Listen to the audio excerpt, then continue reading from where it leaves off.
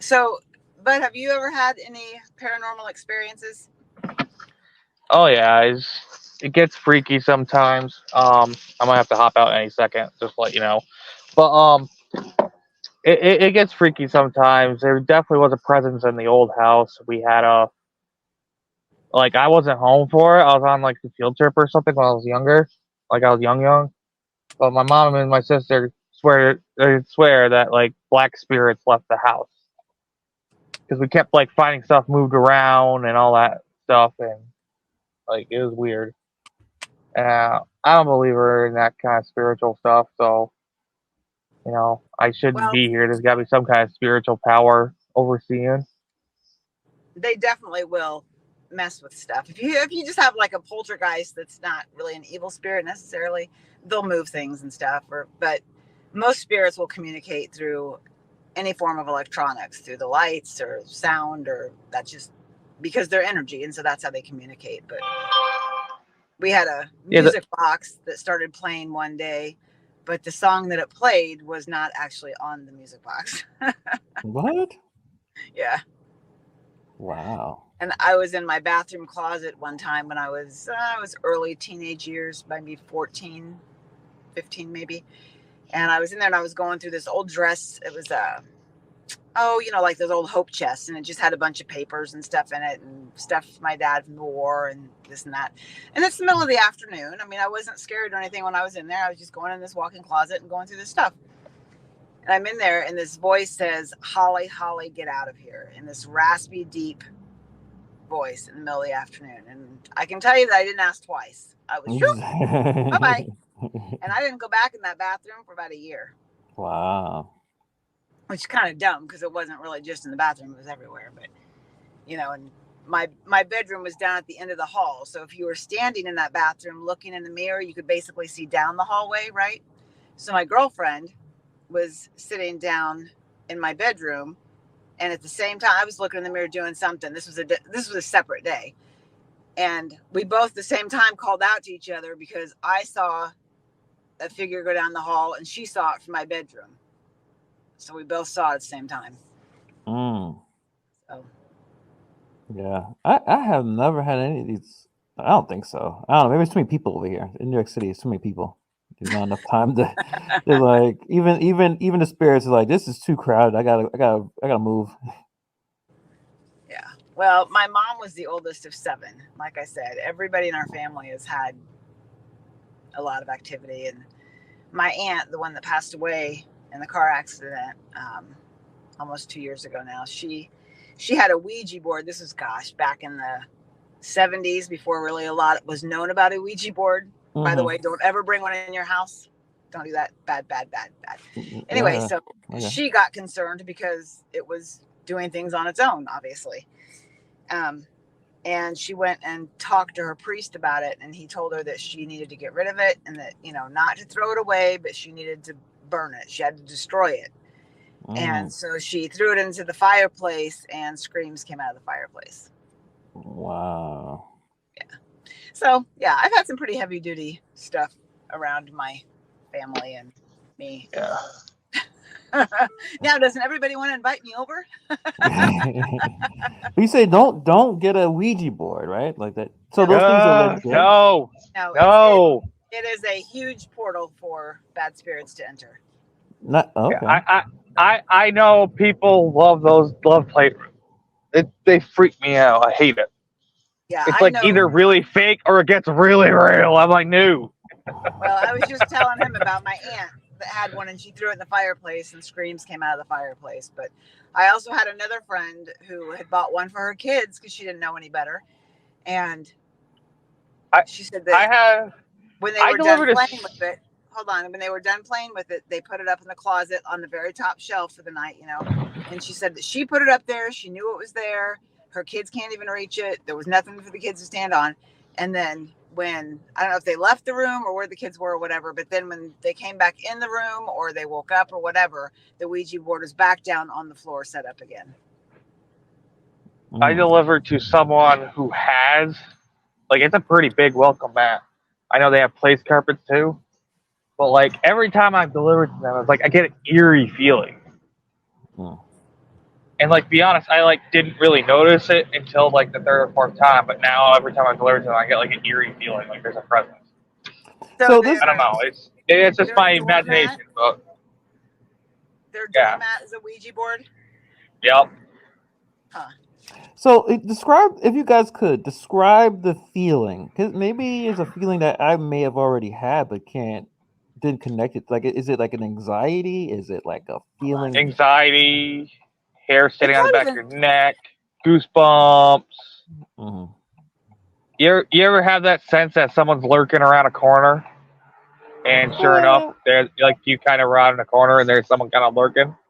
something to that extent, I think. Yeah, I mean, I because think yeah, everybody has some of that, but I see that's. It's got to be for me. It has to be that I see or hear something. It's got to be more of a manifestation than just I feel something. You know what I right. mean? Because I You mean, actually anybody can witness. feel something if they're just home alone and they're scared. You know, but Right. It it's your survival instincts kicking in. Yeah. Yeah. Okay. Okay. yeah, we had That's what it scratches on is. the inside of our basement door. You know, and it was not a walkout basement, and there was like big scratches, not like a mouse. Oh. Yeah, that basement was Yeah. creepy. Yeah, we lived in that house. They moved in that house when I was 1 and lived there until I was 25. No, let's see. Megan was born in 92. They moved out when Megan was 6 months old. So she was, yeah, it was about 24, I guess. Sorry. So they lived there a long time. Yeah. But again, it didn't matter because just wherever I go, there they are. Yeah. So But what's really, it's not been that heavy with activity, not like it was back in the day. what's your opinion on I know you talked about it earlier with the two YouTubers that I guess visit, I guess, haunted places, but people who do go out their way to visit those things are like, is that a mistake? Should they do that? Like, what's your Well, opinion? I mean, my cousin went to the Stanley Hotel for that reason. Okay, so that was on purpose. Okay. So, yeah, I mean, like, if you have an interest in that thing, like I said, which I do and always have, and I guess because of my experiences, and I know I'm sensitive to it, yeah, I'll go to places that I know are haunted too. Mm-hmm.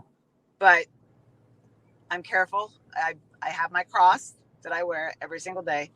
Um, you do have to be careful because in this watching this Sam and Colby kid, I have to tell you that that's one problem that I have with them is that these kids went in very uneducated into this field. Even now, I'll hear them say things, and I'm like, "Oh my God, guys, what are you doing? You got to think. You don't, they just. I don't think they were educated enough on the subject before they got into this. Right. And So, maybe it yeah. was part of their curiosity or something from movies, but they didn't do a lot of research. Well, I think a lot of what's there in terms of information, it seems like it's anecdotal, right? Like, it's like, okay, I went through this, or my friend went through this. There's nothing like, I guess, I don't know, like it's not exact, right? Everyone has their own individual, I guess, feeling or story to present. So you You probably are you basing a lot go on your movies. you go throughout history, fables, those kind of things, Hmm. and also religion, and base it off a lot of that. So that's just my feeling on it. Holly's a lot more on the up and up on that than I am, but that's just my feeling on it. And there are places that are haunted because of where they are. And then there's other hauntings that take place because of Uh, who it is. Like I Mm, was talking about earlier, with my family. right. I What's like that? I've been in old churches, and like pretty much everyone will be leaving, and you kind of stand there with you, maybe a couple other people, but it'll feel like the room's full with a congregation from back in the day, like with the founders of your town were there. It's like kind of eerie, but kind of cool.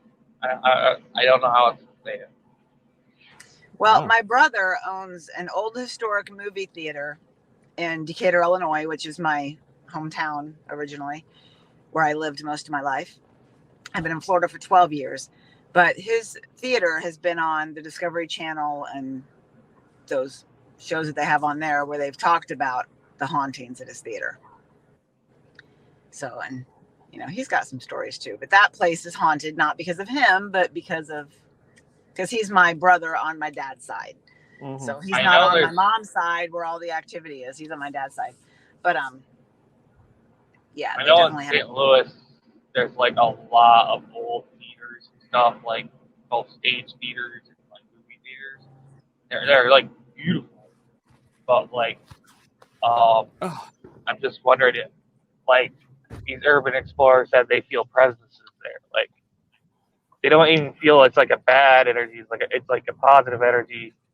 Like in a sad energy at the same time. Like, well, why is this place going to, why is this place going to dust when there used to be such great things going here? Yeah.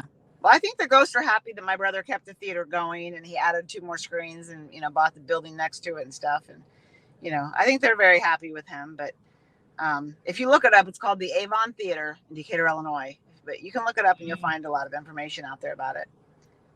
And Troy Taylor, he's written a lot of haunted books. He wrote a book about it. So, but Decatur has the Lincoln Theater also. And my brother did, they were called Haunted Decatur. And they do haunted Decatur tours where they would take buses of people and take them all over the town of Decatur and talk about the haunted history of Decatur. Because we got Greenwood Cemetery, which has Civil War soldiers, walking around and all kinds of things and activity going on over there. But it's pretty interesting. I have to find some haunted place. I mean, I'm kind of curious, but also like if you tell me, hey, don't go there, it's haunted. Well, if someone's over there, then why am I going in there? like hey, if they're doing something over there, I'll just go somewhere else. I don't have to interact. I don't think they. I'm wondering if it's haunted. Do they want people to go in? Like, do they want us there? It depends. Is it a friendly spirit? Is it an evil spirit? I mean, I don't want to go anywhere that I know it's an evil spirit, like the Conjuring house. I'm not going to the Conjuring house because I know that shit is not good in that house. I guess the history of it, right? Like something bad happened in that location. That means something, probably a bad spirit. Like the Amityville Horror House, where the guy ended up killing his whole family. I mean, those type of places I would avoid. Yeah. Old prisons or something like that. Yeah, because they can attach to you and they can go right home with you. Interesting. So. I mean, this is a bit of a kind of a. No, I won't bring it up. Never mind. Never mind. What? Well, okay. So places where mass murdering has occurred. I wonder if those locations right now still have that kind of presence, right? Like. I don't know, even like the Jim Jones thing, right? Like, those people passed away. I wonder if in that wilderness, if there's still spirits or there's something there that people can't explain because so many people passed away. Yeah, I would think. I'd be surprised if there was not any something activity. I wonder if any ghost hunters have ever gone to that area and looked and I don't know. Probably not. But since you have had real experiences, do you like the movies? Do you watch them? Do you watch The Conjuring and Paranormal Activity? And I used to watch them all the time, but I don't know. It's harder for me to watch them these days. Right. Yeah. Like I saw the preview the other day for the new Exorcist, and I'm like, oh hell no, I'm not watching. The quality of movies in the last 20 years have definitely dropped to a level where it's just not good. Well, that original Exorcist, I mean, oh my god, I've watched it. I've watched the whole thing, but I'm telling you, that's one I cannot sit at home by myself and watch again. It's terrifying.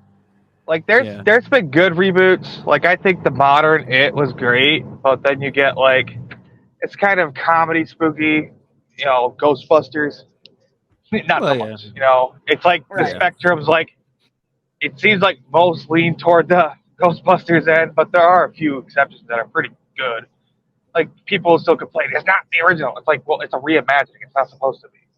Yeah, they've remade quite a few, and if it's something like a Friday the 13th or Halloween, those don't bother me as much. But when you start talking about the spirit world, that's the one. And demonic possession, especially, I start watching. I can't. Yeah, that's the ones that really freak me out because I know that shit's real. I used to like the Stephen King miniseries. I remember the one, A Perfect Storm, and it was like this demon.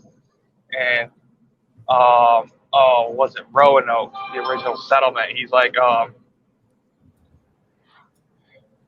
What series was that?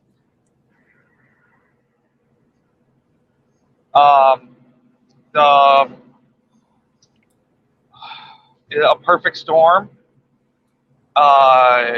And it was basically a demon who, he's like, well, the original, like, the story is the original settlers didn't die because of disease or harsh winter. Storm. They just died because of this demon, because they refused to, like, give him what he wanted. Wow. Yeah, I don't So, remember like, that one. I guess, like, he can't take a kid that they don't willingly give. Like, that won't work for whatever reason. It's like this. That's like kind of the biggest plot hole, but at the same time, at least it's a reason. Yeah. Because he was just basically looking for a successor. Right. I know at the end they're in Cali. It was in San Diego or San Francisco. Like they were, like, the guy who gave up his kid. He sees him with the demon. He's like, oh my god! He says the kid's name. I think it was Jamie or something. And the kid like hisses at him like he's already a demon. It's like really freaky, and that's like kind of where the movie ends. It kind of ends ambiguously. So we wanted to talk like scary movies and stuff. So yeah. All right. Well, I guess we could start going through this trivia. I don't know where everybody else is, so it might just be between you guys. All right. Let's do it. I'm gonna find my marker here so I can keep. depends how much time you have. I don't mind. So how should we do this? Should we just go back and forth between like Hannibal say, let you try to answer it first. If you can't answer it, I'll go to Bud Soda. Sure. All right. Sure. All right. We'll start with you, Hannibal, since you're at the top of the screen here. Sure.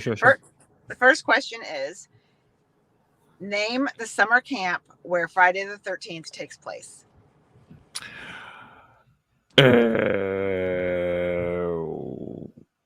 Pass.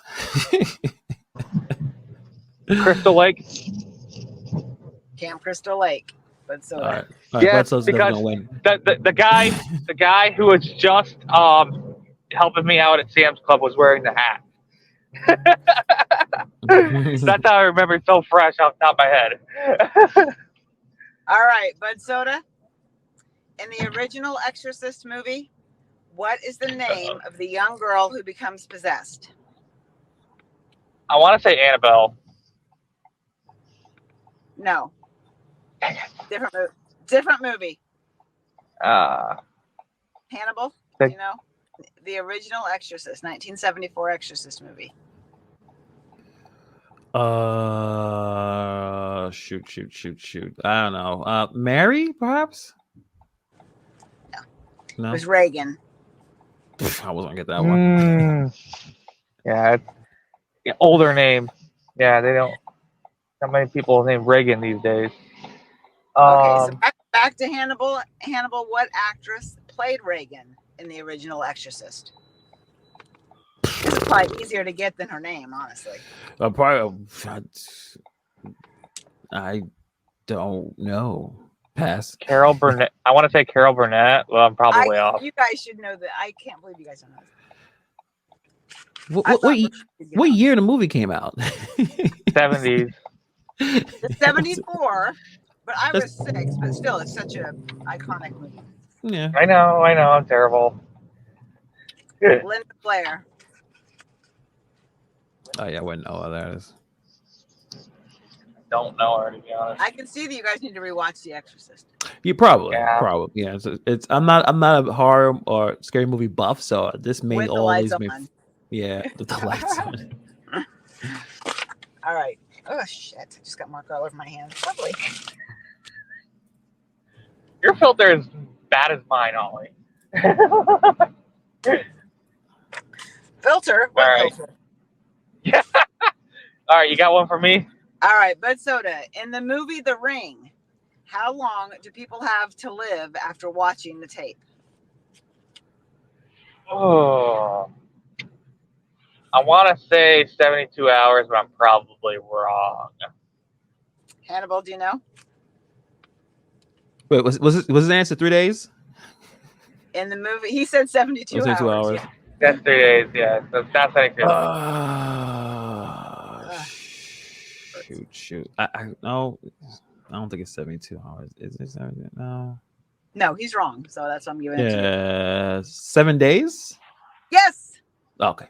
There you Oh, okay. I knew it was something with 7 in it. All right. So, Bud Soda, in the movie The Ring, what would happen right after someone watched the tape? Right after it, what happens? Oh my gosh. Why do I not remember one of the most iconic moments in the movie? I'll give you a hint. It's how they know how long they have to live. Oh, dang it. They get like 7 strokes on the wall or on their hand. I can't remember. That was in some movie. I can't remember what it was. Hannibal, what do you think?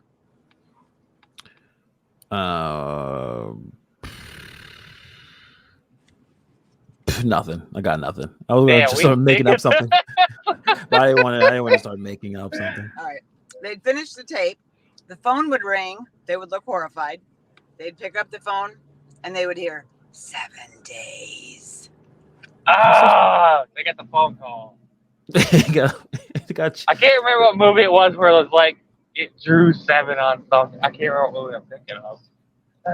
Yeah, they'd pick it up and it would just say 7 days. Ooh, spooky. Yeah. Okay. Hannibal, in the 1976 film Carrie. Well, I know that one. What actress played Carrie? I'm gonna be wrong, but I'm gonna say it anyway. Jamie Lee Curtis. Wrong movie. She's a No very idea. famous actress still today. No idea. I'm sorry. We're gonna feel stupid when you say it, I bet. Sissy Spacek. I'm sorry? Sissy Spacek. Sissy Space? Oh, I've heard of it. Yeah. Long red hair. Yeah. that was a wild movie. All right. Bud Soda, in the 76 film Carrie, what was poured over Carrie's head at the prom? Punch bowl? What? The punch bowl, I want to say? Hannibal, do you know? What did they pour over Carrie's head at prom? Blood. Yes. Pig's blood. Pig's blood. Dang it! It's like punch bowl or pig's blood. Dang it. I gotta think scarier. I'm killing it, man. Yeah, you're like way ahead of me right now. All right, Hannibal, in The Shining, all work and no play, what? Makes wait, hold on. All work and no play makes hold on. I can't remember the name, but I know the saying. I know. No. Come on. All work no play makes Johnny so close. Johnny so I don't know, but help me out. Makes Johnny a dull boy. Makes Jack a dull boy. Oh, okay. None of us get it right. Okay. He only said we get Johnny the expression. Came through the door, and he goes, "Here." Yeah, here's Johnny. Yeah. That's why. Okay. Yeah, because all right. Hang on, I gotta go deliver this. We're whiffing on, I think, basic stuff. Like we'll give Bud Soda half a point for that because he got makes dull boy. Okay, fine. It's okay. Or we'll call that a tie.